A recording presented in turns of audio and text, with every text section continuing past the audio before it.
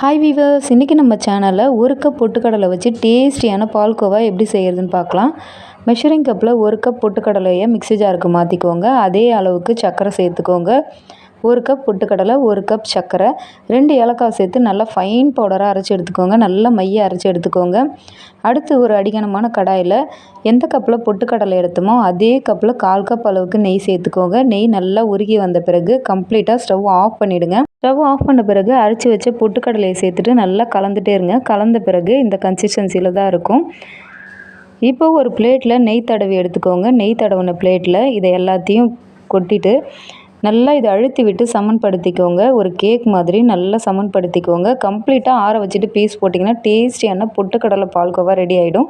ஒரு வாரம் வரைக்கும் கூட ஸ்டோர் பண்ணி வச்சு வெளியே சாப்பிட்லாம். ரொம்ப ரொம்ப டேஸ்ட்டாக இருக்கும்.